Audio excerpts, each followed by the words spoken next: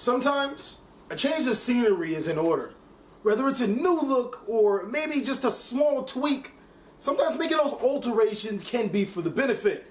The Yu-Gi-Oh! 2019 format has been stale. We've been playing the same few decks time after time again for the entirety of the year. These bad decks have tons of potential, not right now, but in this video we're going to be talking about the things that they can do right now, what they could do in the future, and possibly some new support that'll make them competitive. I'm TheCaliEffect, and if you guys want to see more videos like this, then go ahead and beatbox that subscribe button, bro. Just go here and you give them left and boom, boy! But also make sure you hit that notification bell because, well, we just too strong. So without further ado, I present to you guys some bad decks that have tons of potential.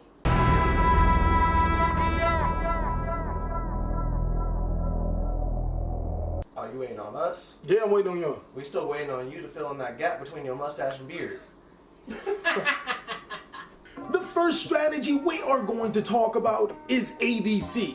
Now I feel like ABC is a very powerful deck just because of how it transitioned from Master Rule 3 to Master Rule 4 with ease. Using your Union monsters like A Assault Core to recur resources from your graveyard to your hand, B Buster Drake to get Union monsters from your deck to your hand, or C Crush Wyvern to special summon said Union monsters from your hand to the side of the field. Their boss monster in ABC Dragon Buster allows you to banish a card on the field, but also contribute himself to special summon those Union monsters back to your side of the field. The deck is really good with links because anytime you send these monsters to the graveyard for a link summon, you can gain the following effects. And saying that they're not hard once per turns, you can actually put yourself in some pretty big loops, so you can create some really tough boards for your opponent to overcome. Now I do think ABC is a pretty powerful deck in the format, but all of the cards that have made it a viable contender have been hit.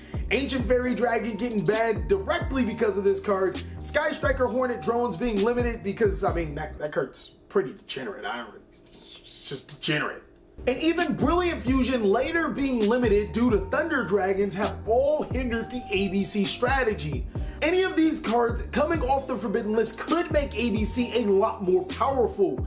And if you were to ask me, I think Ancient Fairy Dragon will be the most potent of them because it allows you to not only search your Union Hanger by destroying a filled spell card, which Dragon Ravine can send your Destrudo, so that's free right there, and then you can continue to pop off with your pop combos, and seeing that Ancient Fairy Dragon is a light monster, your Union monsters are light monsters, you'd be up for some really good plays. A potential card that doesn't involve the Forbidden List would be, I don't know, another Alphabet ABC, probably D, dust yourself off because that's what your opponent's going to be doing after you scrape them. That allows you to send a Union monster from your deck to your graveyard, as well as give you an additional normal summon of a Union monster. I think ABCs are really powerful, and with the help of the Forbidden List or a new monster, the deck can be very good in this meta.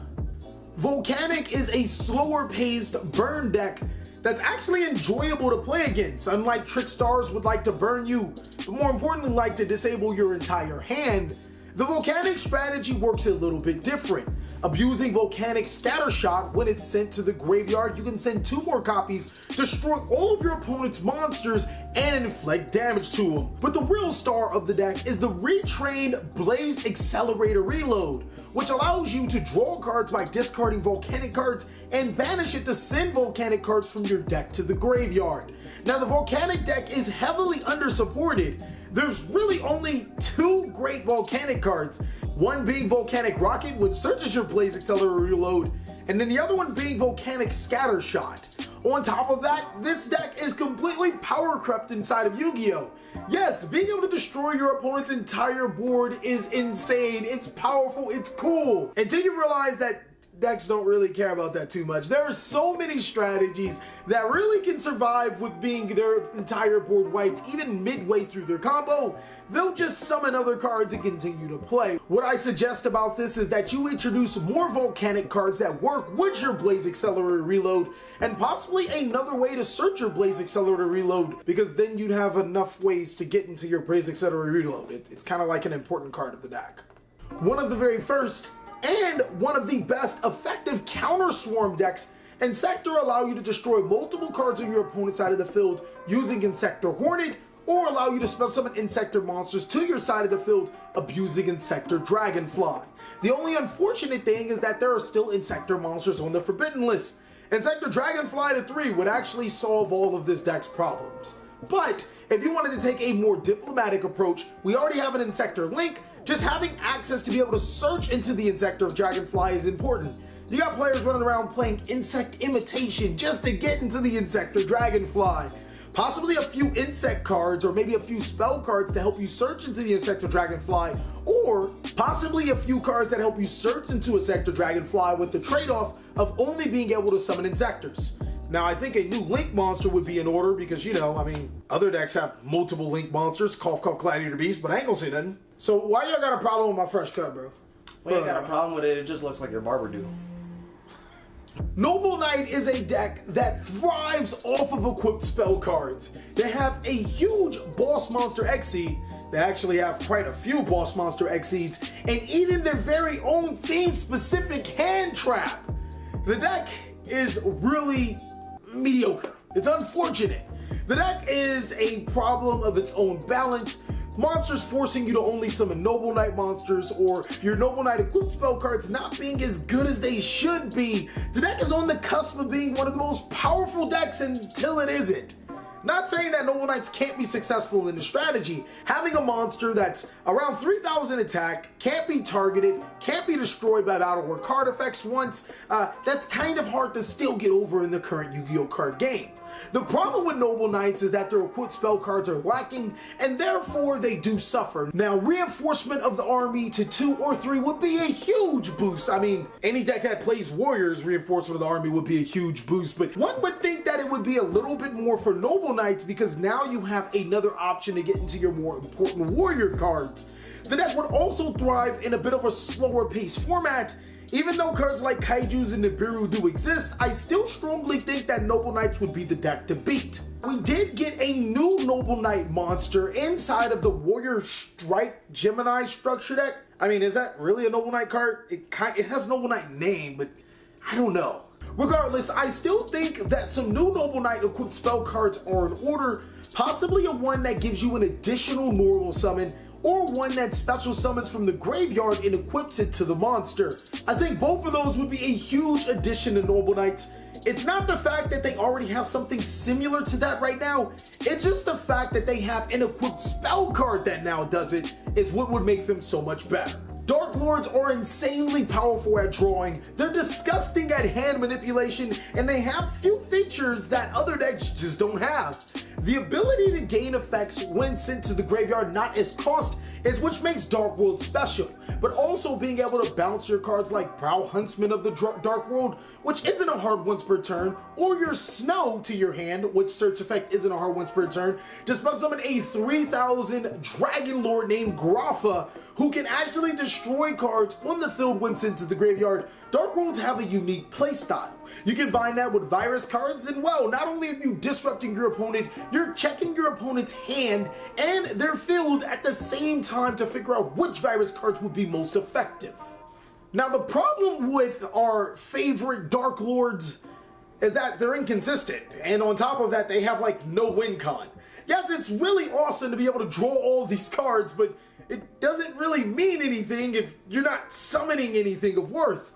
The deck is terrible going second at times because if your opponent already has a setup board, well, I mean, your trap card virus cards just won't do much.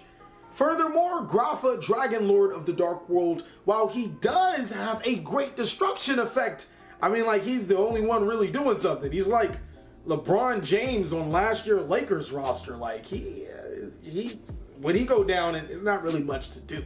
I think Dark World would heavily benefit if they had a search card that allowed you to not only get a Dark World card from your deck to your hand, but also sent a Dark World card from your deck to your graveyard and treated it as being discarded by a card effect. Now, that might be like completely over the top. It might make it stupid competitive, but hey, it's Dark Worlds. They've only won one YCS. Hey, why y'all always hating on me, G? Y'all laughing in the background and stuff, but y'all already know, bro. I'm fresh to death right now. I had to cut off the beard, you know. Changes gotta happen, bro. Even got my hairline fixed up, because, you know, I wouldn't get no girls with the old one. But the new one, bro, I'm hot. Look like a sack of potatoes over Lightsworn is a mill-based deck that is really good at just putting about everything in the graveyard, all in pursuit of one of the strongest boss monsters of all time in Judgment Dragon. At the cost of 1,000 life points, it allows you to destroy all cards on the field. Proceed to drop Judgment Dragon number 2 for 6,000 damage, and then just for a little bit, just drop number 3 for 9,000 damage. The deck also has other means of destruction, using Lila Lightsworn Sorceress to destroy back row, as well as Minerva when being sent to the graveyard will allow you to destroy more cards, as well as send from the top of your deck to the graveyard. The problem with the deck is that it's stupid reliant on its normal summon. I swear if you stop this deck's normal summon, you're not going to get far as a Lightsworn. And the last thing is that its milling mechanic does happen on the end phase. Now there is a simple fix for the Lightsworn strategy. Unfortunately, the ones that are on the forbidden list are a little too powerful. Cards like unbanning the Dragon Rulers, Eclipse Wyvern, and Lava Volcanic would probably put the deck a little bit too much over the top. But possibly some new Lightsworn monsters that can be special summoned by sending the top cards from your deck to the graveyard would actually help the deck a ton, getting you to go into your Minervas a little bit easier, as well as putting monsters or cards in your deck to your graveyard for you to use for future reference. Thank you guys so much for watching another segment of the TheCaliEffect. I really hope you guys enjoyed this video. If you did, go ahead and give it a like, and if you really did, consider joining our Patreon. We have so many awesome rewards. Please like, comment, subscribe, but most of all, enjoy. I hope you guys are having a great day, like I am.